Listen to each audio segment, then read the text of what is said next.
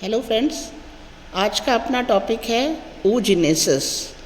oogenesis यानी formation of ओवा in female ovary. मादा के गर्भाशय में ओवा के निर्माण की जो प्रक्रिया है वो oogenesis कहलाती है। oogenesis में 3 स्टेप्स होते हैं, multiplication phase, growth phase, maturation phase. बिल्कुल उसी तरह से जिस तरह से स्पर्मेटोजेनेसिस में ये 3 नाम हैं। पहला क्या है? मल्टीप्लिकेशन, दूसरा है ग्रोथ, तीसरा है मैचुरेशन फेज़। नाम इनके वही हैं लेकिन प्रोसेस में काफ़ी अंतर है। तो हम शुरुआत करते हैं मल्टीप्लिकेशन फेज़ से। मल्टीप्लिकेशन फेज़ यहाँ जैसा मेंशन किया गया है, मल्टीप्लिकेशन फेज़ फीमेल के अंदर शुरू हो जाती है जब वो खुद अपने गर्भावस्था में होती है, यानी फीमेल फीटस जब लगभग 7 वीक के गेस्टेशन पीरियड में होती है। उस समय ही उसकी जो नवनिर्मित ओवरी है, ओवरी जो बन रही है उसके अंदर, उस ओवरी में जो है ये मल्टीप्लिकेशन फेज़ या oogenesis की प्रक्रिया हम कह दें कि शुरू हो जाती है। ठीक है, तो फीटस जब 7 वीक ऑफ गेस्टेशन में है उस समय उसकी ओवरी में ये मल्टीप्लिकेशन फेज शुरू हो गई। ओवरी में जो जर्म सेल्स हैं, ये अगर ओवरी का हम डायग्राम बनाएं तो इसमें यहाँ जर्म सेल्स हैं। ठीक है, इन जर्म सेल्स में लगातार माइटोटिक डिवीजन होगी, समसूत्री विभाजन, माइटोटिक डिवीजन हो रहा है लगातार। और इस लगातार होने वाले माइटोटिक डिवीजन के कारण जो सेल्स बनती हैं उन सेल्स को कहते हैं oogonia। Mitosis, primordial germ cells या प्राइमरी जर्म सेल हम कह देंगे। इसमें लगातार माइटोसिस होगा जिसके परिणाम स्वरूप जो सेल्स बनेंगी उन्हें हम oogonia कह देंगे। तो ये हो गया मल्टीप्लिकेशन फेज़। अब आता है simple growth phase. Growth phase के दौरान क्या क्या परिवर्तन होगा, यानी इनमें से ये जो oogonia है ये साइज़ में इनलार्ज होंगे। मल्टीप्लिकेशन नहीं होगा इसमें, साइज़ में इनलार्ज होंगे। सैंपल के तौर पर एक को इनलार्ज करके बताया गया है। साइज़ में इनलार्ज होने के बाद इसको कहेंगे प्राइमरी oocyte। प्राइमरी oocyte जो ग्रोथ हो रही है, इस अवस्था को हम oogenesis में 2 भागों में बांट सकते हैं। यहाँ जैसे मेंशन किया गया है, pre vitelline stage and vitelline stage. Pre vitelline and vitelline stage. Pre vitelline, vitelline मतलब पीतक, तो पीतक पूर्वी जो ग्रोथ हो रही है वो, और पीतक में जो वृद्धि हो रही है वो। तो पीतक पूर्वी में क्या क्या होगा? पीतक के अलावा न्यूक्लियस है और न्यूक्लियोप्लाज्म है, इसकी ग्रोथ होगी। न्यूक्लियस खुद जो है संरचना में बड़ा हो जाता है, जेंट टाइप।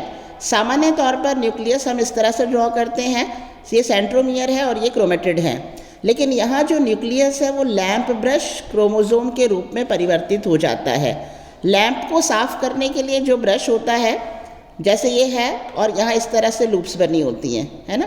तो इस तरह से जो है इसका न्यूक्लियस, प्राइमरी oocyte का न्यूक्लियस की संरचना ये हो जाती है, यानी सेंट्रल एक्सिस के दोनों साइड में लूप बन जाती हैं। और इस तरह से क्रोमोसोम की साइज़ अपने आप में बड़ी हो जाती है और इस तरह का क्रोमोसोम कहलाता है लैंप ब्रश क्रोमोसोम।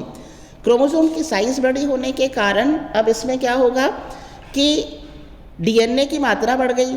डीएनए की मात्रा बढ़ गई तो ट्रांसक्रिप्शन ज़्यादा होगा, डीएनए से मैसेंजर आरएनए का फॉर्मेशन, और इसके परिणाम स्वरूप मैसेंजर आरएनए जो है इनके निर्माण ज़्यादा होगा।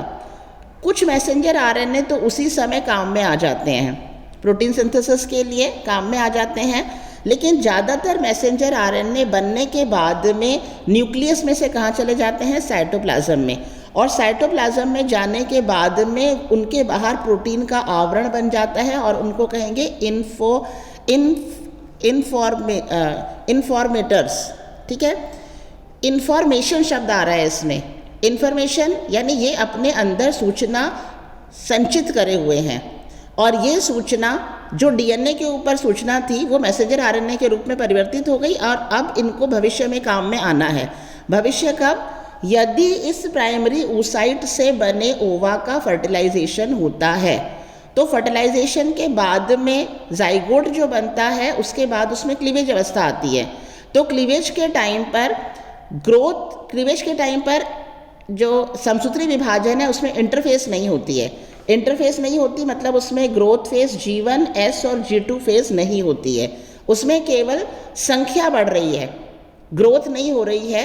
पूरा जो जाइगोट है वो उसी साइज का है, उसके अंदर लगातार डिवीजन हो रहा है, लेकिन उस डिवीजन के परिणाम स्वरूप जो है उसमें कोशिकाओं की संख्या बढ़ रही है, साइज नहीं बढ़ रही है। इसका मतलब इंटरफेस नहीं हो रहा है। तो उस टाइम पर जो है ये इन्फॉर्मोसोम्स जो है वो काम में आते हैं, और इसे हम जीन एम्प्लीफिकेशन, शब्द लिखा हुआ है जीन एम्प्लीफिकेशन। जीन एम्प्लीफिकेशन यानी जेनेटिक जो भी है, transfer RNA, messenger RNA, ribosomal RNA और खुद क्रोमोसोम, ये इनलार्ज हुआ है, इनकी संख्या बढ़ी है। ये होगा किसमें? प्री वाइटलिन स्टेज के दौरान ग्रोथ में। दूसरा आता है वाइटलिन स्टेज। वाइटलिन स्टेज यानी योक का निर्माण होना, पीतक का निर्माण होना। पीतक के अंदर क्या है? प्रोटीन है, फॉस्फोलिपिड है, कार्बोहाइड्रेट है। पीतक का निर्माण अंडे के अंदर नहीं होता है, बल्कि अंडाशय से बाहर के अंगों में होता है, लेकिन वहाँ से निर्माण होने के बाद में ये अंडाशय में पहुँचा दिए जाते हैं। जैसे कीट अगर है तो कीटों के अंदर फैट बॉडीज़ जो होती हैं उनसे जो है योग ग्रेन्यूल्स बन करके और इसमें पहुंचा दिए जाते हैं। और मैमेल्स यानी कशेरुकी जो हैं, उनका जो लीवर है उसके अंदर योग बनता है इन द फॉर्म ऑफ योग प्लेटलेट्स, और वो जो है वो बन करके यहाँ प्राइमरी oocyte में पहुंचा दिया जाता है। इस तरह से जो ग्रोथ फेज़ है, जो प्राइमरी oocyte बना है, इसमें हमें प्राइमरी oocyte में ग्रोथ फेज़ में प्री वाइटलिन और वाइटलिन अवस्था को मेंशन करना है। ये इनलार्ज हो गया साइज़ में। यहाँ पर ही इसके बाद थर्ड स्टेप आता है मल्टीप्लिकेशन फेज़।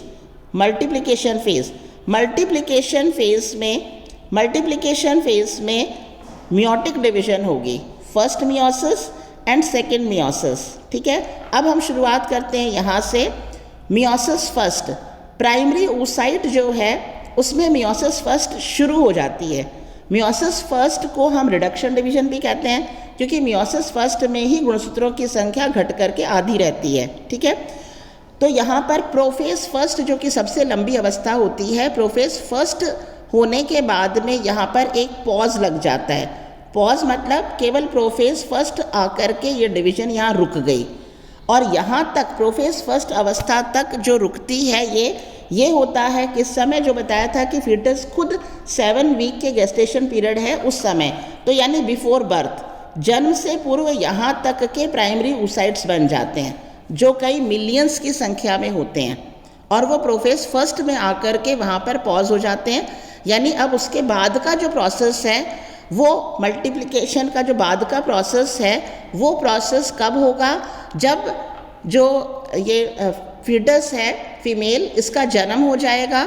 जन्म होने के बाद में ये प्यूबर्टी एज में आएगी, प्यूबर्टी एज में आएगी, उसके बाद में इसका आगे का प्रोसेस शुरू होगा। क्योंकि प्रोफेज फर्स्ट के बाद की जो फेजेस हैं वो तभी होंगी जब उसके अंदर सेक्स हार्मोन यानी ल्यूटिनाइजिंग हार्मोन और एस्ट्रोजन हार्मोन होगा। तो ये हार्मोन जो है ये अब जिस समय ये शिशु अवस्था में है या पैदा नहीं हुई है और पैदा हुई है ना, उसके बाद में, और प्यूबर्टी एज तक जो है उसका लेवल उतना नहीं होता है कि ये जो है शुरू हो, मियोसिस फर्स्ट जो है कंप्लीट हो। तो प्रोफेज फर्स्ट में आकर के ये अवस्था यहाँ पर रुक जाती है। तो मल्टीप्लिकेशन फेज़ आगे का कब होगा? जब प्यूबर्टी की एज आएगी, जो ह्यूमन बींग्स के अंदर, जैसे क्या मानते हैं हम, 12-13 साल में या 11-12 साल में ये प्यूबर्टी की एज शुरू होती है, और इस एज के टाइम पर अब आगे की प्रोसेस में, यानी प्रोफेज फर्स्ट से आगे, प्रोफेज फर्स्ट के बाद में जो सारी स्टेजेस हैं, बेटा phase first, anaphase, telophase, reduction division complete होगी। ठीक है, और 28 दिन का एक साइकिल होता है, हमें पता है। 28 दिन के एक साइकिल के दौरान पर मंथ एक ओवा जो है वो रिलीज़ होता है ओवरी से। तो ये जो ओवा रिलीज़ हो रहा है ये वास्तव में क्या है? सेकेंडरी oocyte है। क्या रिलीज़ हो रहा है? ये सेकेंडरी oocyte, यानी प्यूबर्टी की एज में आने के बाद में ये मियोसिस फर्स्ट कंप्लीट होना शुरू होती है। हर महीने ये जो थाउजेंड्स की संख्या में रह गए, जब बच्ची पैदा होती है तब उसमें मिलियंस में है, लेकिन जब वो प्यूबर्टी की एज तक आती है तो ये संख्या घट करके कुछ लाखों में ही रह जाती है। और अब हर महीने इन प्राइमरी oocyte में से एक जो है उसके अंदर ये मियोसिस फर्स्ट कंप्लीट होता है, और कंप्लीट होने के बाद में 2 अनइक्वल साइज़ के, आप देख रहे हो 2 अनइक्वल साइज़ के सेल्स बने हैं। एक जो लार्ज साइज़ का है इसको कहेंगे सेकेंडरी oocyte, एक जो छोटी साइज़ का है इसको कहेंगे पोलर बॉडी। पोलर बॉडी का आगे रिप्रोडक्शन में कोई योगदान नहीं है। सेकेंडरी oocyte जो है इसमें फिर आगे प्रोसेस शुरू होगा मियोसिस सेकेंड, लेकिन ये मियोसिस सेकेंड तब होगा जब सेकेंडरी oocyte का फर्टिलाइजेशन होगा। यानी जो ओव्यूलेशन की प्रक्रिया है, जो ओव्यूलेशन की प्रक्रिया है, जो साइकिल के मेंस्ट्रुएशन साइकिल के लगभग 14th डे होती है, तो उस 14th डे में जो ओव्यूलेशन हो रहा है, रिलीज हो रहा है ओवरी से, वो है सेकेंडरी oocyte। ठीक है, तो सेकेंडरी oocyte में मियोसिस सेकेंड तभी होगा जब इस सेकेंडरी oocyte का फर्टिलाइजेशन होगा। यानी ये स्पर्म है मान लो, और ये इसने पेनिट्रेट किया, यहाँ पे पेनिट्रेट, जैसे ही ये पेनिट्रेट करेगा वैसे ही इसको स्टिमुलेशन मिलेगा सेकेंडरी oocyte को, और आगे का further process meiosis second complete होगा। और मियोसिस सेकेंड कंप्लीट होगा तो भी अनइक्वल दो सेल्स बनी है, एक पोलर बॉडी बनी है और एक ओवम। पोलर बॉडी फिर आगे कोई काम में नहीं है, और अगर फर्टिलाइजेशन हो गया तो इसका आगे पूरा प्रोसेस यानी जाइगोट फॉर्मेशन हुआ। जाइगोट फॉर्मेशन यानी फर्टिलाइजेशन की जो प्रक्रिया है ये होती है फैलोपियन ट्यूब में, ये ओवरी में नहीं होती है। ये किस में होती है? फैलोपियन ट्यूब में। यानी सेकेंडरी oocyte जो है ये रिलीज़ हुआ ओवरी से, ये जैसे ओवरी है इससे रिलीज़ हुआ, रिलीज़ होने के बाद में ये फैलोपियन ट्यूब में पहुंचा दिया जाता है। फैलोपियन ट्यूब में यदि 24 घंटे के अंदर इसको स्पर्म अवेलेबल होता है तो इसका आगे का प्रोसेस शुरू होगा और ओवम फॉर्मेशन होगा, और आगे जो है उसमें जाइगोट बन कर के क्लीवेज बनना, उसका जो है इम्प्लांटेशन होना, वो पूरा प्रोसेस होगा। और अगर ऐसा नहीं होता है तो यही सेकेंडरी oocyte जो है इस फॉर्म में मेंस्ट्रुएशन साइकिल के दौरान जो है बाहर निकाल दिया जाता है। तो ये पूरा प्रोसेस है किसका? oogenesis का। ठीक है, तो ये बहुत सिंपल सा डायग्राम बनाकर इसको मैंने आपको समझाया है। ये डायग्राम अगर आपको याद हो जाता है तो आप आराम से इसका डिस्क्रिप्शन कर सकते हैं। That's all about the topic. Thank you.